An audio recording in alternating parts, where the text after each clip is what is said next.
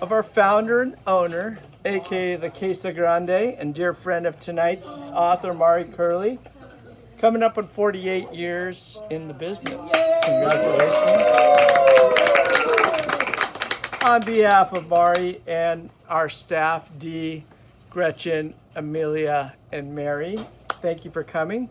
If you would like to purchase books, especially Dancing on Waves, we also have Call to Adventure and The Adventurous Aquanauts. Back behind the counter there, please do so before you get your book signed. And we'll try to make this as brief as possible so we can turn it over to Hillary in a sec. A couple quick more announcements. Restrooms are through the computer aisle all the way through the back of the store. If you'd like to check our events, please check out chaucersbooks.com. We have an email sign up right here on the table, the information counter, as well as signups for Heal the Ocean, where Jasmine will be out there. Yay. Say hi to Jasmine. Yes, the sign-up sheet for our newsletter and e-letter is also back over there. Okay.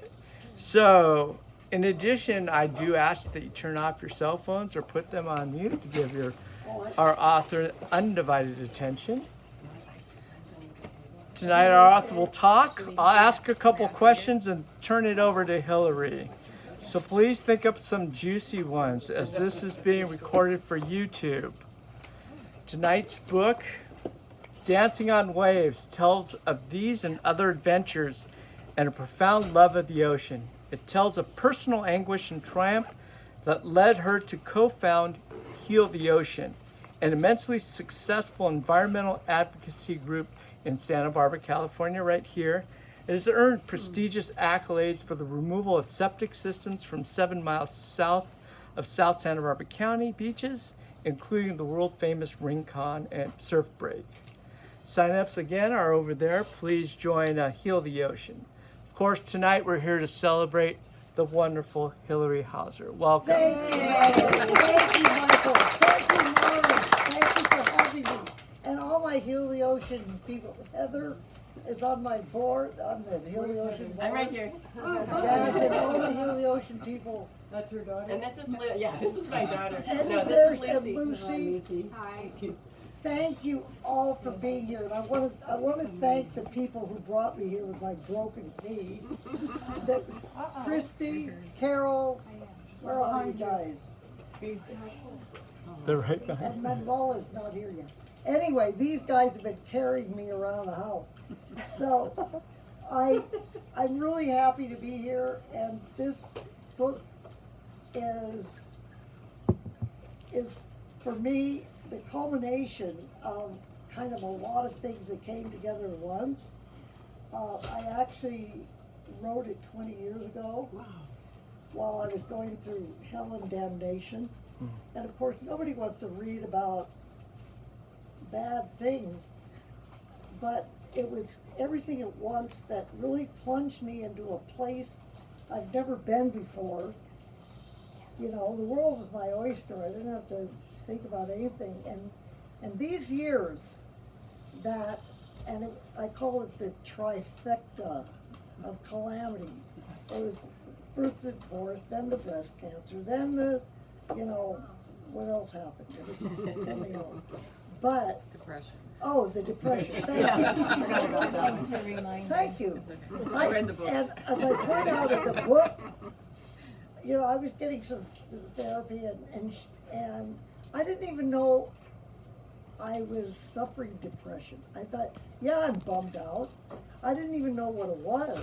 But when you're crawling around, it's confusing.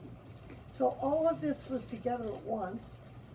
And being a journalist, which you are as a traveling photojournalist, I was just scribbling to myself, scribble into diaries, the things that I was feeling, but it was in the same diaries that I was writing about diving with mantas in Indonesia, the things that I'd written about the ocean, and it sort of came together as the ocean as metaphor.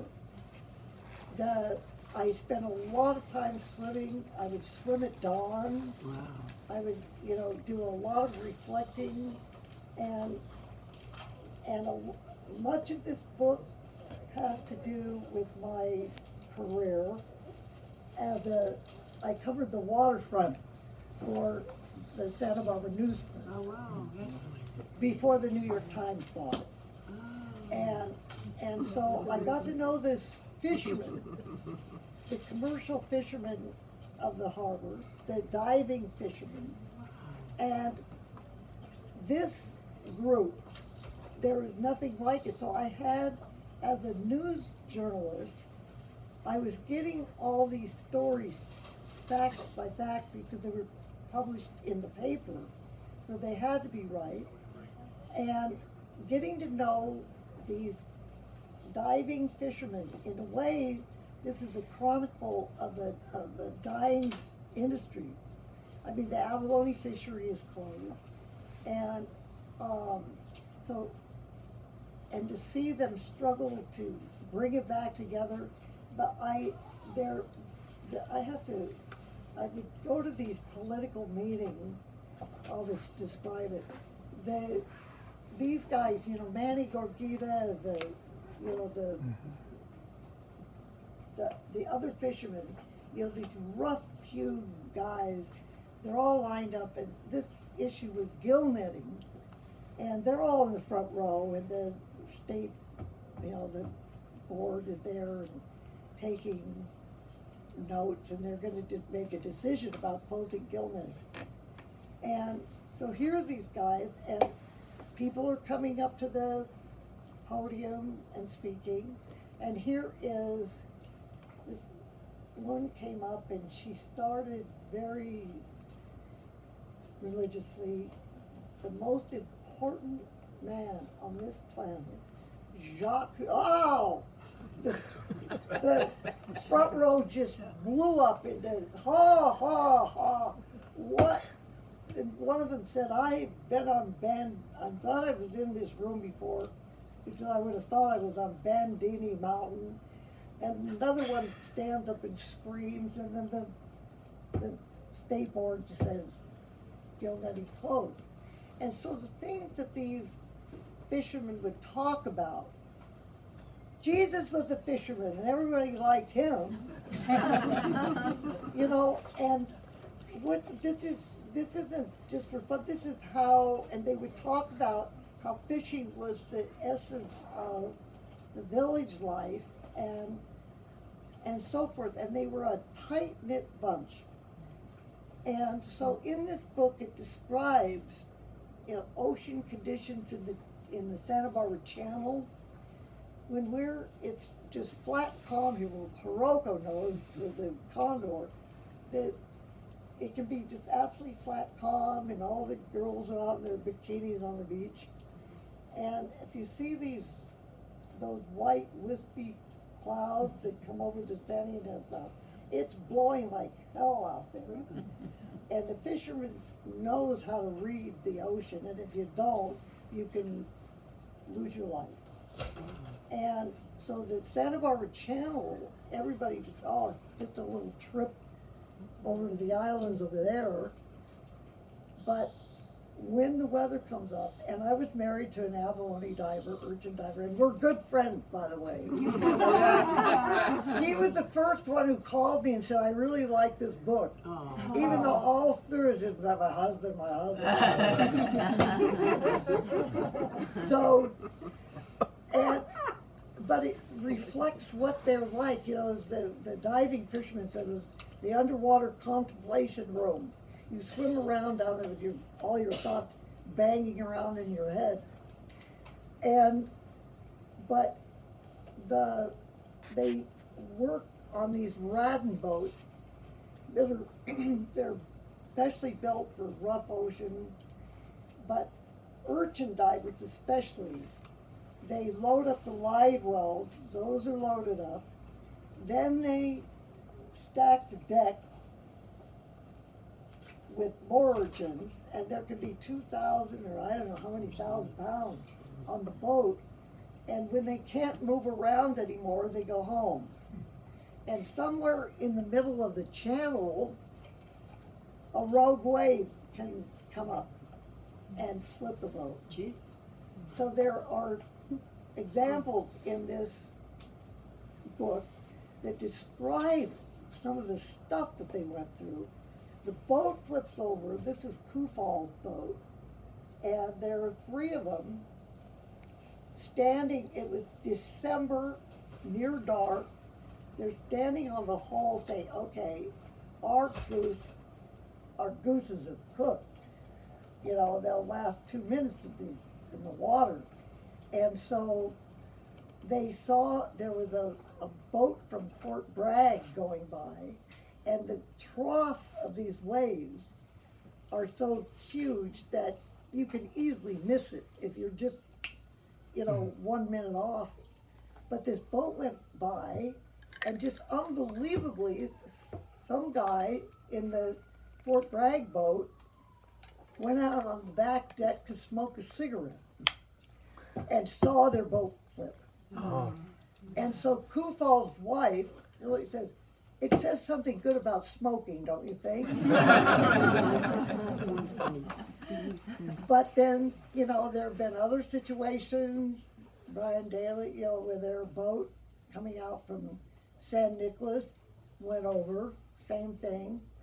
And they had two wetsuit jackets to share. They all had their bottom wetsuits on. But there were three of them, and they were passing this jacket around. And they were the middle of the night. They spent the night out there hanging onto these orange buoys. And finally, Jeff Douglas decided, I'm going to swim that. I'm going to try to make it to the island. And the other two just hung on through the night. It was Marla Daly's hired a plane, and they found the two, but the one who swam for it was never seen again. So there's a bit of philosophy in here. It's always better to stick with the wreck. Stick with And The wreck. stick with the wreck and wait for a sunnier day. We even have a book that's called Clinging to the Wreckage. Really? Yeah. Really? Oh, give me that one. But, so you learn from these situations, and of course, there is a recounting of that awful situation I think everybody knows about our friend Jim Robinson. We called him Wiener, and he was somebody said, why call him Wiener? He said, you don't want to know. So, but he was so beloved, this guy. He was just everybody's best friend. And he was an urchin diver, and they're out at San Miguel, and the divers would use these scooters, like holding a bullet thing. And they discovered something about turning on motors in the ocean, So he went over the side, handed the scooter to start looking around, so before they anchor the boat, they know if they're on a good picking spot. And so Wiener turned on the scooter, and bam, he was hit by a white shark. Wow. The end of the story is he did not live. The guys on the boat were just holding him together as best as possible. And that was a situation that really affected the community. My husband and I, we'd climb up on top of the roof of the house and look at the sky, and everybody cried for day in and day out. And then, what was unbelievable is that the ocean went nuts. It was so raging, and it was almost like, a message from the gods. But anyway, so the story of the commercial guys is in here. And then the other trifecta was the I was bodyboarding at Rincon all the time. I just loved it. You know, I'm not a big surfer, but my husband is a really good surfer, and he taught me how to bodyboard Lucky. big waves. Wow. To me, big waves. And so I loved going down to the cove and Rincon and riding waves. And one night, I was riding waves in the dark, and the whole thing was just what I really love to do, to stay in touch with the ocean. But I was coming home one day, you know, from after one of these sessions, and I don't know why I was feeling my breath, but there was this lump. And, oh good, now this. Oh, so then it describes how the doctor said, oh, let's just watch it. No, I want it out. Oh, the next one, you're hypochondriac. No, I want it out. Yeah. You know, and so I ended up, in fact, I was fortunate because it was very, very small, but I had radiation. And so I go to the Rincon. I had my daily dose every day, and I go to the Rincon and ride waves, go to the cancer center, get on the table, and they were furious because there was sand all over the radiation table. And they said, show us some respect. But that one I was listening to a lot of meditation tapes. Deepak Chopra talked about radiation being there at the beginning of the universe, the beginning of time. Radiation. So instead of seeing radiation as an evil force, I thought I was meditating as a divine force and go in and get the dark spot. Wow. So I'm thinking about this universal thing, and I open my eyes, and on the ceiling over the radiation table is the stars, moon, sun, all cut out from iridescent paper and glued to the ceiling. I thought, okay, this is a message. This is a message. But the thing is, I had written this manuscript that was part of it, and this was supposed to be a healing book, right? And it had been not bought. Doubleday was interested in buying it. A friend gave it to a big agent who took it to Doubleday, and we had to clean it up, and I was working on it with an editor, Doubleday editor, when number 2 hit. Oh. It wasn't a metastasis, it just happened on the other side. And luckily I got that, but I thought, I can't put this book out. I mean, a charlatan, I'm not healed, I'm good. But I was thinking about that. I told the editor, I'm gonna just back off here for a minute, think about this, while I go through all the stuff again. And I was thinking, wow, this is interesting. We had just started Heal the Ocean, that's part of the book. And I was interested in talking to this group it was in a week. I was going to be speaking about the ocean and the importance of protecting the ocean and loving the ocean and so forth. And I didn't want to listen to Deepak Chopra anymore. I didn't want to do any of that. I just wanted to get on with it. And then it dawned on me that healing, it's really nice if you save your body in your marriage, I don't know what, but you can be healed even if you die. I mean, Of course. healing is not about the part, it's your mind. That's why my mind is so wonderful, right? So, but I write about that, and I thought, but still, wait a minute. This book is true, but nevertheless, I had become so engrossed with Heal the Ocean, it was 24/7. We were putting this organization, choosing the board, and doing all the work and the fundraising and the work.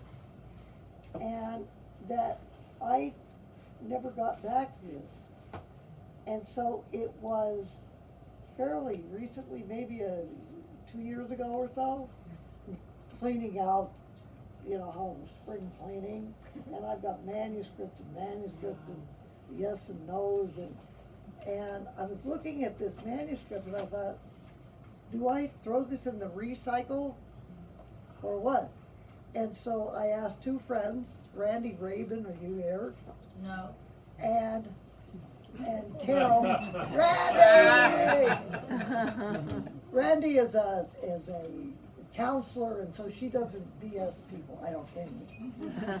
And Carol Behar, and they said, don't be silly, get this out. And so the wonderful graphic person that does all Heal the Ocean newsletters, they're beautiful newsletters, I said, Debbie, let's do this.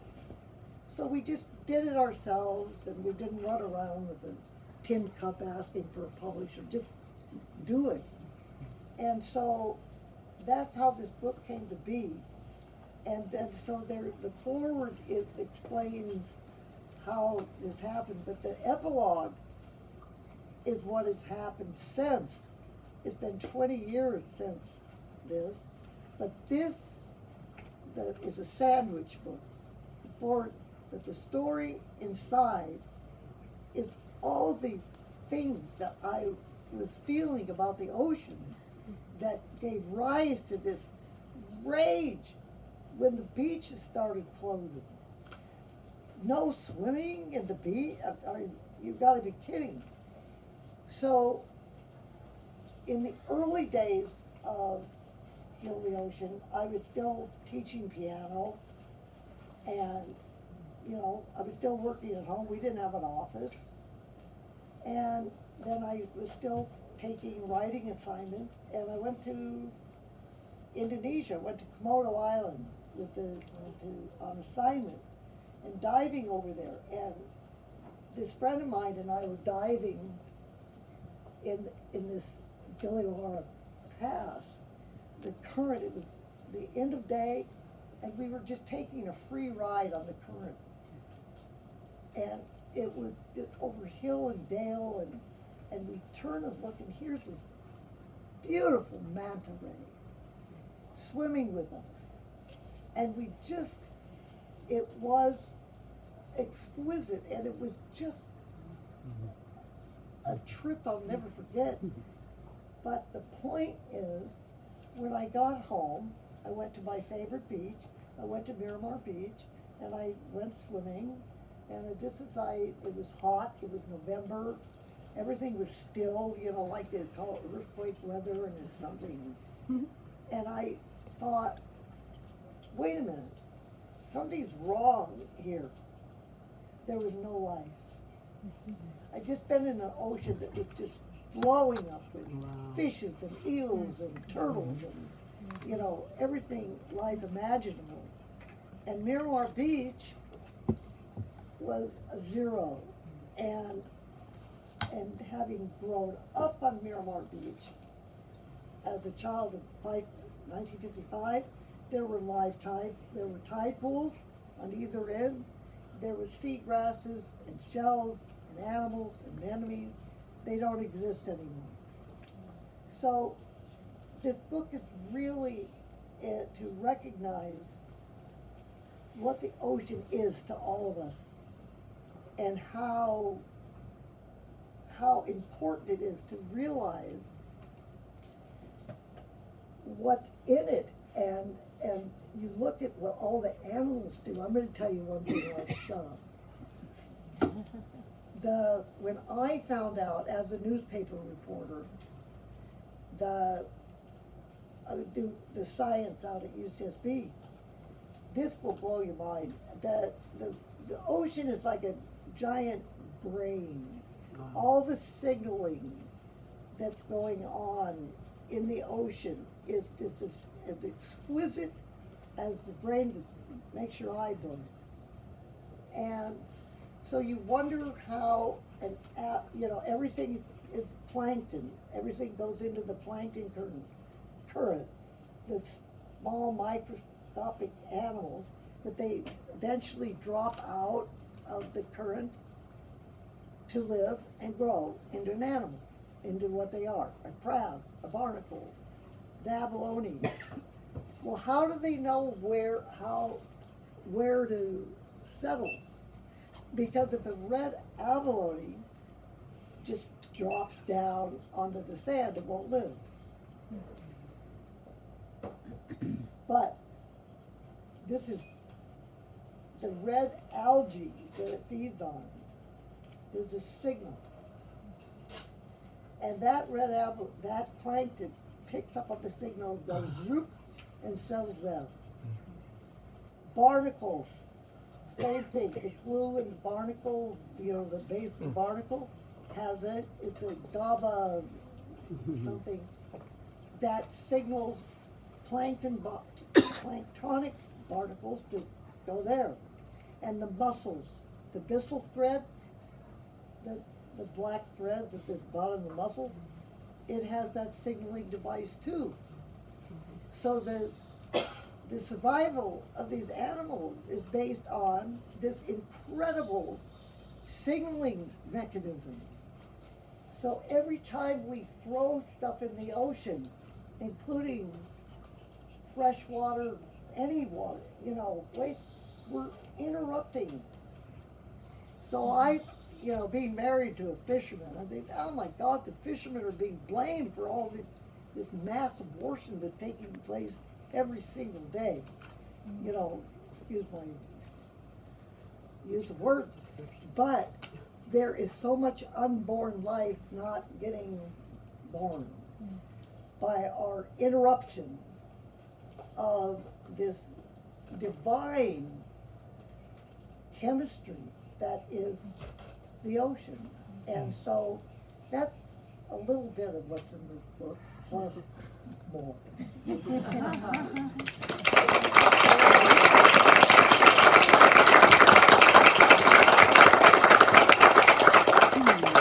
I'll ask you a Thank you. couple questions and then we'll turn it over to the audience as far as how many years did this whole process take you to make this?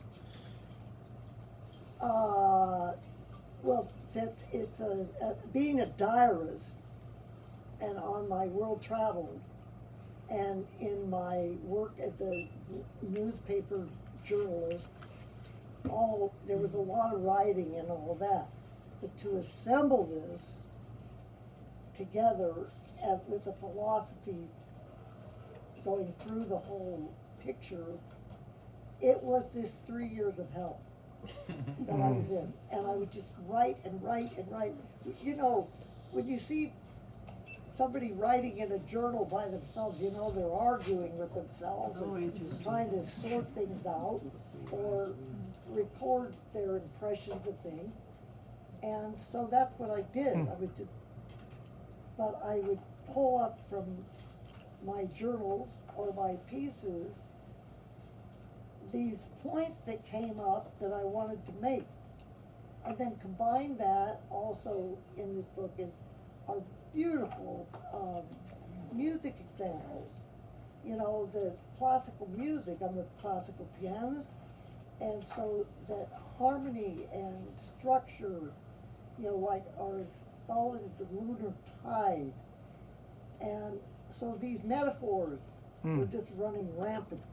So I pulled it together and with literary, quotes that had to do with this.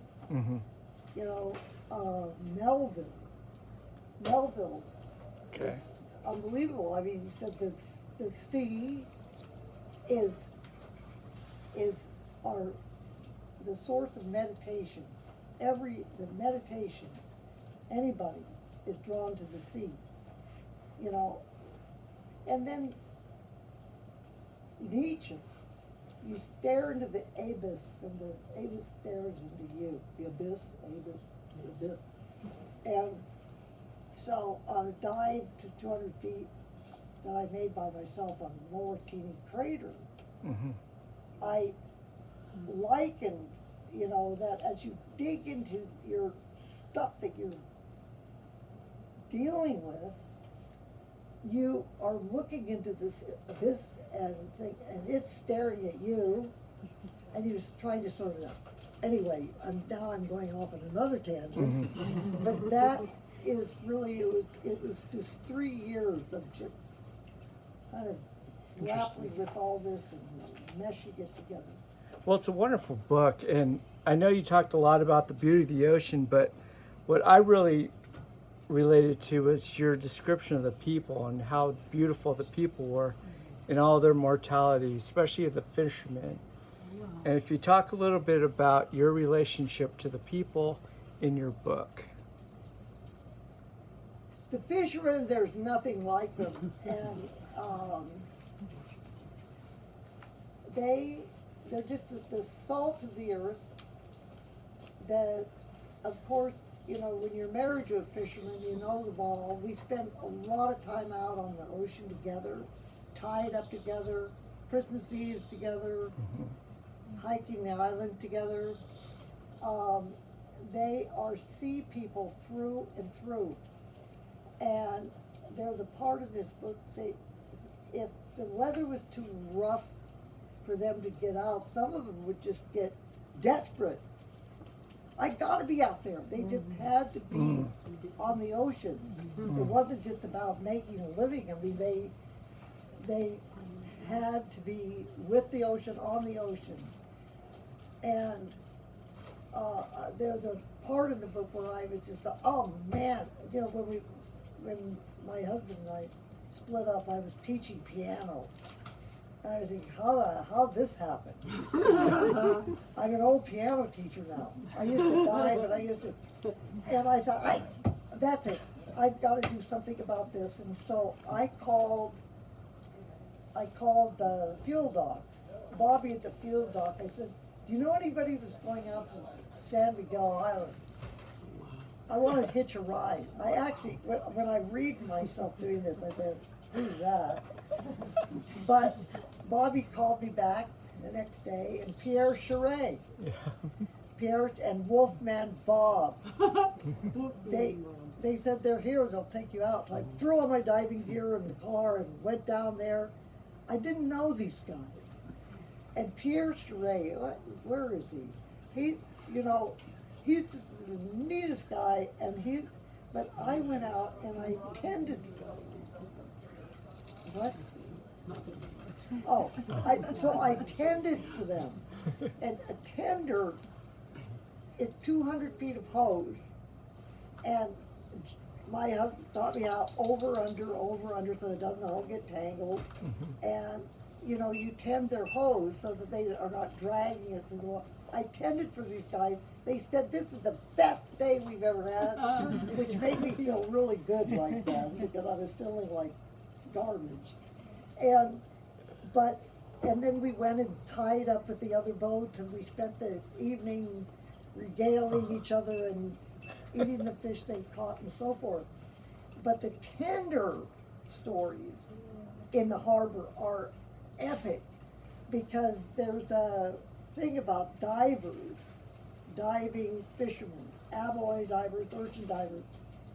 There's a legendary rage when they come up on the deck and slam their abalone iron down or their urchin rake. There have been fights, and so Paul Lineweaver out at the university was studying brain bends. Is there a possibility of brain bends? So are these wild guys, does it cause this anger thing, or is it vice versa? The angry guys are attracted to the profession. So there were fist fights, there was this thing, and actually one time I was tending for my husband, And he said, "Well, I want my hose, I want my hose." And so I just, when he went down, I just took the whole pile. And threw it outside, and we laughed about it, and I mean, he said, "There I was." There he was, all this hose coming down his head. But there was another tender that was getting abused, and the diver was in the water, and he just cut the hose and drove home. Oh my God. Just took the boat home, and the diver was stuck on the island for a night. I mean, you don't drown right away. I mean, Yeah. you've got air in the hole. Oh, okay. But every tender in the harbor just said, "Yeah." Does anybody have any questions they want to ask?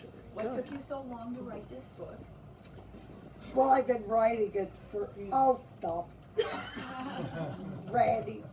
No, I'm Raven. just glad you wrote it. It's amazing.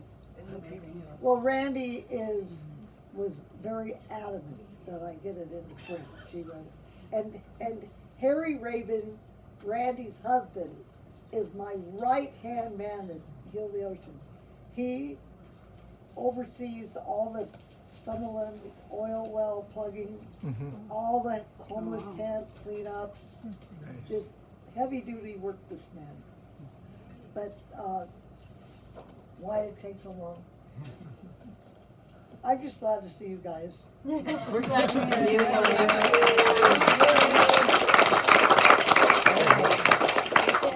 How did you get into diving? I mean, from an English lit major and classical pianist to a diver. It's kind of a transition story, I'm sure. Life is full of so many things you can do. It's just so much in life to, why not do it all? But don't break your kneecap. I actually am sitting here with no pain at all. Yay, power of love. Yeah, I had surgery day before yesterday. Oh my gosh. So you're still on the big med. Yeah, the drugs haven't worn off. Anybody Okay, else? so I have a question. So I have this book, a guy, goes down with the whales and he plays a sax. You can get the CDs in the book. I got it at the library. But did you have any whale experiences? I've had whale experiences, but not like some diver friend of mine, like Eugenie Clark, to swim with the big whales.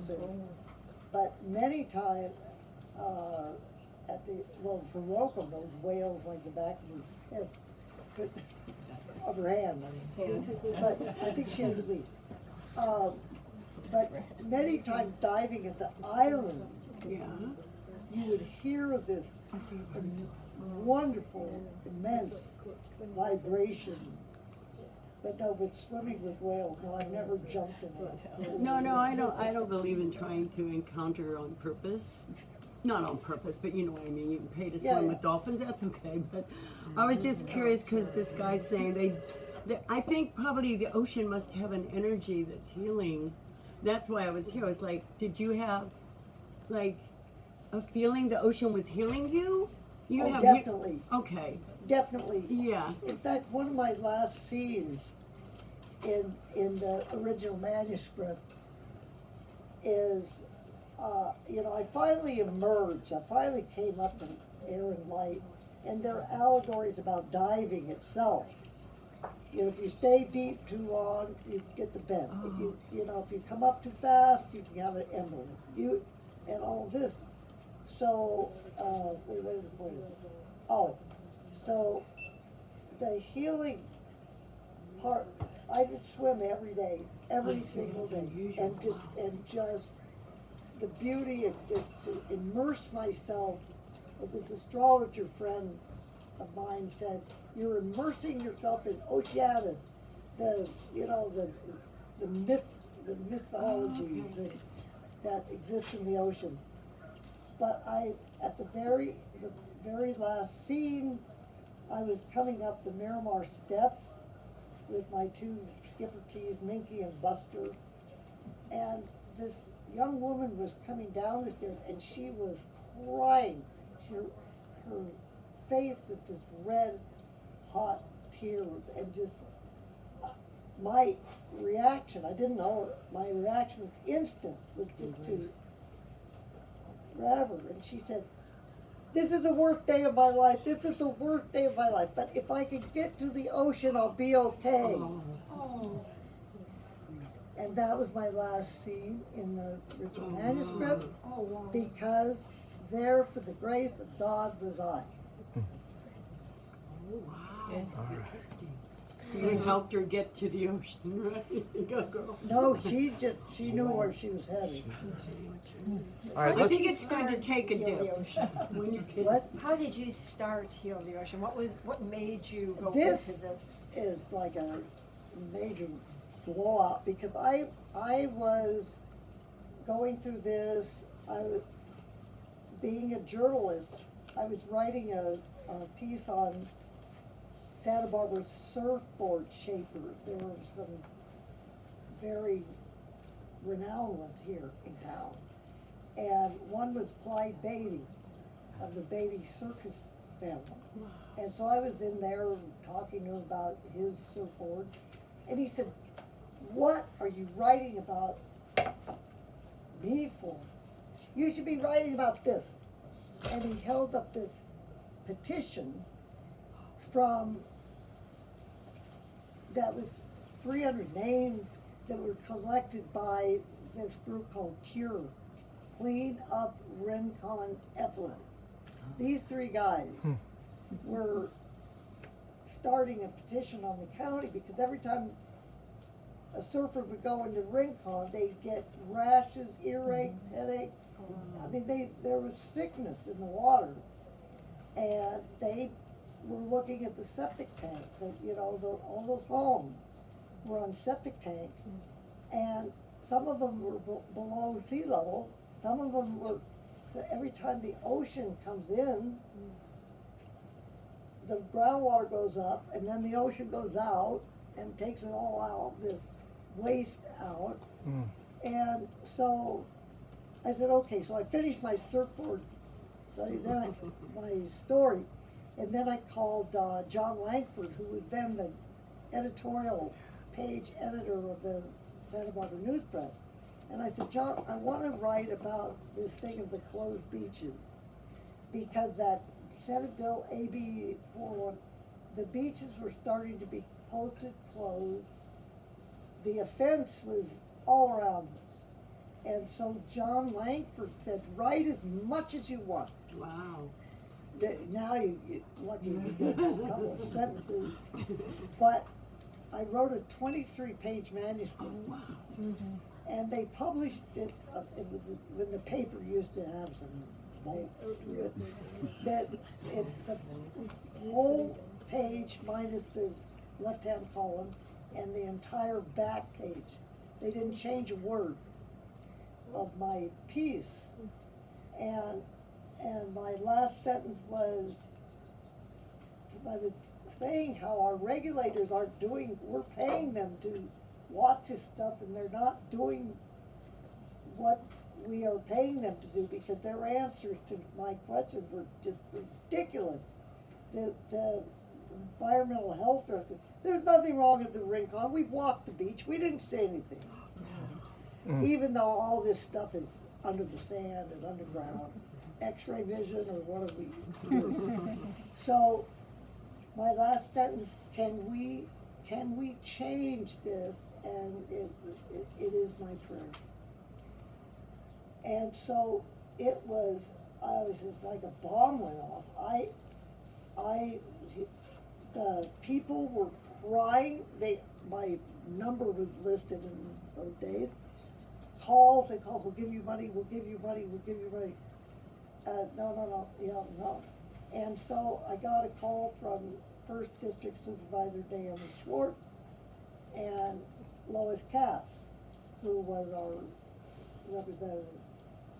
Let's meet, and they said, we met at the county admin building, and they said, what do you think we should do?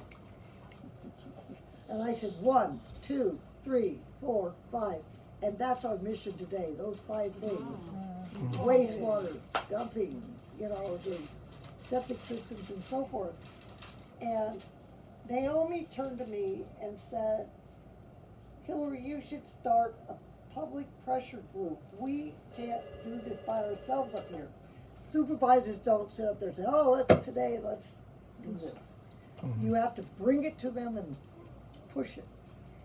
And I went home, and I was just recovering from mental damage myself, and I sat on the beach at Miramar. It was almost sunset, and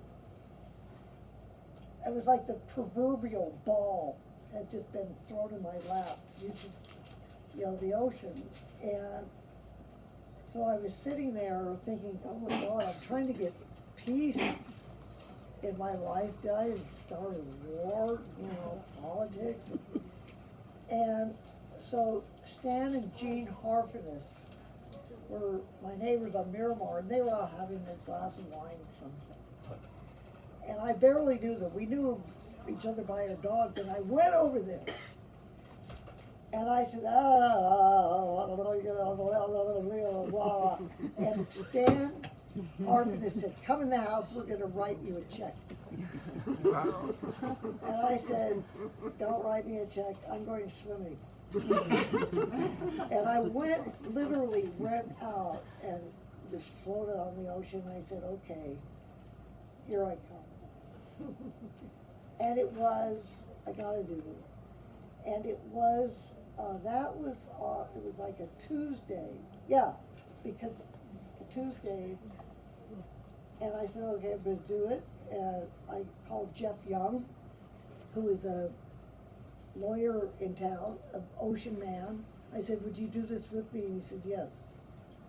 So he had checked all the facts of my editorial to make sure they were right. And he said, yes. So on a Thursday, I sat down and wrote the 5-point mission. There's a copy of it in the office, and it's like it was done on a word processor. They were not computers.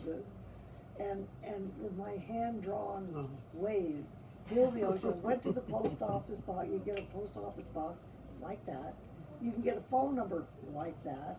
I had a phone number, a post office, typed this thing up, took it down to a printer in Lower Coast Village Road. I want 1,000 of these, please. And by the way, I couldn't find anybody to do bumper stickers real fast, because we were gonna, the goal was, so bumper stickers. So this person said, oh, we can do those. We can do those too. So I had 1,000 bumper stickers. And the idea was, this was now on a Friday, and the supervisors, I'm jumping in. There was somebody in the public was organizing a demonstration on the county administration building. That was a key point. And it was gonna be people during the Board of Supervisors meeting on Tuesday, all these people on the stairs screaming and yelling. And so our deal was to have all this stuff ready and announce ourselves. We called the radio station, be there at noon, or be there whenever we were doing it. Big announcement, and on that day, so many people showed up, and there were surfers and surfboards and people with toilet things over their head, and there was toilet seats. Big signs, ocean or outhouse. It was just a big chaos. And the supervisors looked out the window and said, oh my, oh dear. And so the guys that organized it had a PA system, and Jeff Young and I said, we're here, Heal the Ocean is here, we're gonna do this. We're gonna do something about this. And that's how we started. We had not one idea what a nonprofit was. I didn't know what a nonprofit was. But when this all came out, Jean-Michel Cousteau, who I've known for many, many years, since the 60s, he was flying an airplane. This is before cell phone, before you could, when they had the phones in the back of the seats. And he called me and he said, good on you. If you need a 501c3, call Charles. That was the manager of the Cousteau Society originally, and then the Jean-Michel Institute. And do I need a 501c3? What's that? But I called Charles and we had a 501c3 position right away. And then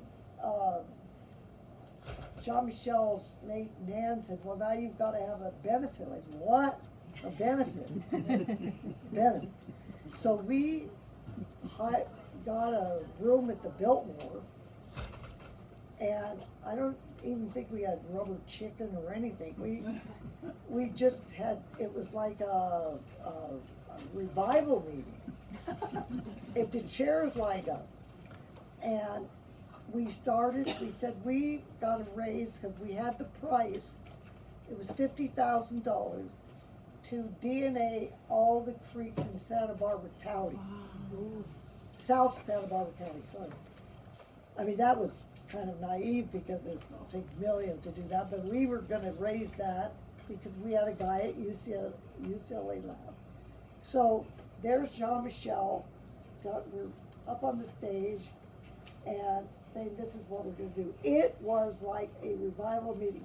People were running forward with checks and cash and throwing it and we had, I think, $60,000 in about an hour and a half. That's what money's for.